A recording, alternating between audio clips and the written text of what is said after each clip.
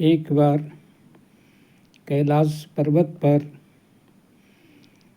भगवान शिव समाधि में थे और माता पार्वती सेवा कर रहे थे।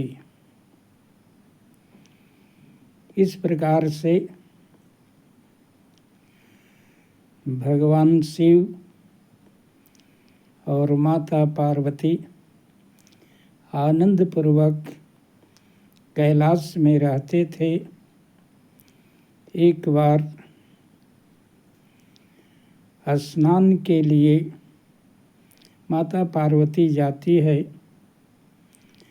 और दरवाजे पर नंदी को नियुक्त कर देती है कि जब तक स्नान न कर लो तब तक किसी को अंदर आने नहीं देना। भगवान शिव आते हैं और नंदी से जाने का आग्रह करते हैं। नंदी धर्म संकट में पड़ जाता है और सोचता है कि माता का आज्ञा है, नहीं जाने देने का। भगवान शिव हमारे इष्ट हैं, इसलिए किन की बात सुनूं, और भगवान शिव के आज्ञा को ही पालन करके जाने देता है।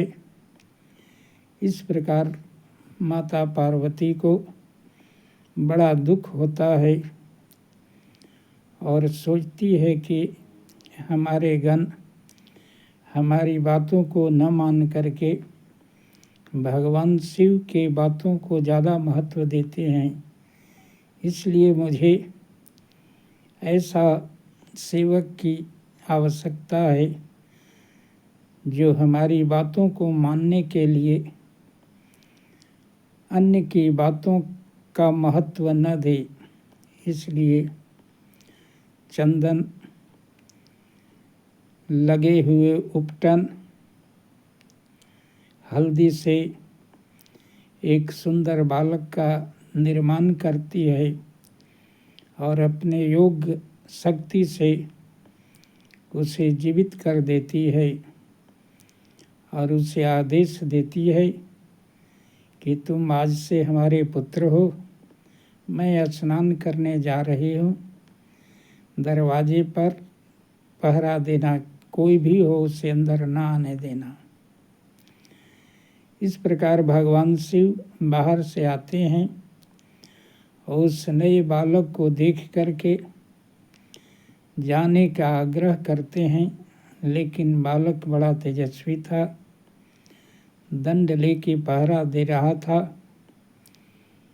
वह किसी भी परिस्थिति में जाने देने को तैयार नहीं हुआ।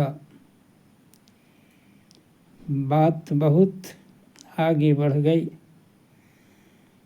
होते हवाते भगवान शिव क्रोधित हो गए और क्रोध में आकर के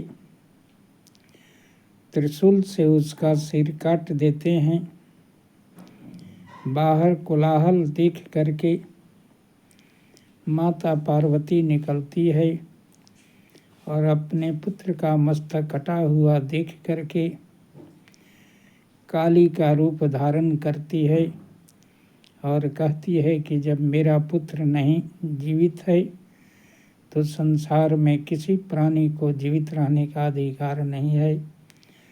उसके क्रोध को देख करके हाहाकार मच जाता है, सभी देवता आ जाते हैं और भगवान शिव से प्रार्थना करते हैं कि इसके क्रोध को शांत करने के लिए इस बच्चे को जीवित करना होगा। भगवान शिव अपने गणों को आदेश देते हैं कि तुम उत्तर दिशा में जाओ और जो प्राणी सबसे पहले मिले, जिसका माथे उत्तर तरफ करके सोया हुआ हो, उसका मस्तक काट करके ले आना। एक हथनी जो बच्चे को जन्म दी थी, सोई हुई थी, और उसका बच्चा भी उत्तर माथे करके सोया हुआ था। उसी का सिर काट करके भगवान शिव के गण लाते हैं और उसी सिर को गणेश के धड़ पर जोड़ करके भगवान शिव उसे पुनः जीवित कर देते हैं। यह देख करके माता पार्वती और सभी देवता प्रसन्न हो जाते हैं और उन्हें आशीर्वाद देते हैं